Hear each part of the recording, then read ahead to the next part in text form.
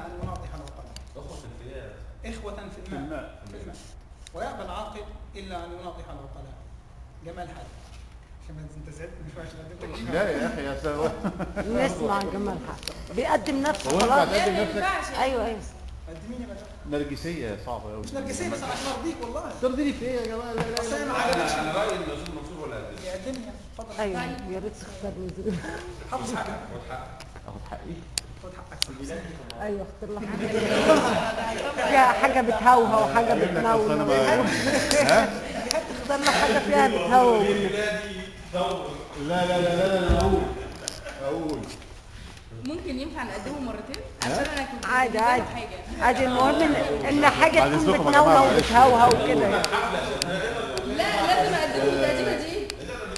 لا بعد لا لا لا انا اللي هقدمه يا جماعه معلش. والله ده شيء شرفنا. اكيد طبعا بس استناني يا بس. اخويا طب على ما تطلع اسمع دي عن تقديم الجمال. ماشي يا فندم اتفضل. همت نفسي بصديق للعمر احتمي بيه، ولفت ودارت ايامي ولقيته خدعني فيه. لو كنت بدقق في صوره كنت احتميت في التيه، اكرمني من وهم خاوي وسراب انا تبت فيه. مكتوب لا اشوف الوشوش مقلوبه طيب ليه، يا زمان العبر والطيب فينا لاقيه، وكاس المرار اخرتك في الصبر علاج بدوي.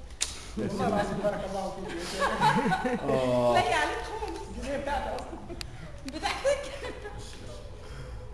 أدمنت عيونك سيدتي وعشقت المنديل الأبيض ومنحتك من كل شؤوني ووهبتك حبا لا يرفض انظر كويس. ومزجت حياتي بحياتي فمنحتيني قلبا ينبض. ما بقي كثيرا في عمري فتمهل عمري لا ترقد. جمال حد والله هو والله ده احسن رد. ده احسن رد والله انت ما كنت لابس حاجه. يا عم يا ماما العين كنت عامل ايه؟ هو احسن رد عليه. هو بيقول له مالك دي قاعده جنبك اديها لها بعد كده. الخجل المنتظر فوق جبل الأحلام الأبيض يستعجل أن تخرج الابتسامة صادقة وغائبة، وهذا المستسلم لأوراق الشجر واخضرارها المزعوم أحيانا لا يذهب حتى يعود، لا يعود حتى يبعث. المتفاقم في رؤية الهلال المشتق من الفراغ بلادا وحدودا وآثاما لا تمحوها منافذ الرحمة، هذا المواصل إلى منتهاه وكأنه بلاء وعشقا لقد أتاه اليقين بأنه سيصبح برعما في حديقة الله. أقسم أن يصبح غيمة سوداء لا تمطر إلا صدقا وجحيما وشفاء ونغم. ألقى شبكته بالماء الراكد فاصطادت حجرا.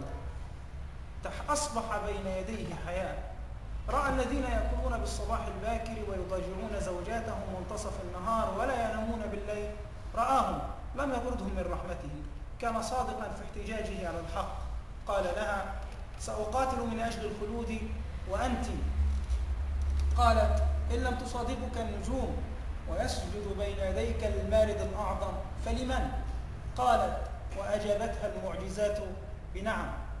إلى من انتظرت حتى الشفقة الأخيرة، وإلى المقاتل بلا درع يحمي وجهه من السهام، إلى القادمين حتى البداية سأكون علقما في حلق الدهر، نائما حتى حين. ستكونون رغما عن طول الليل وضجر النهار، المناضلون الرافضون للظلمة، المؤمنون بأن غدا هو النوم المريح، المؤمنون بأن غدا هو الذي يقتل الخجل ويزرع الجبل يقينا يثمر رضا ولا نهاية. شكرا يا أستاذ.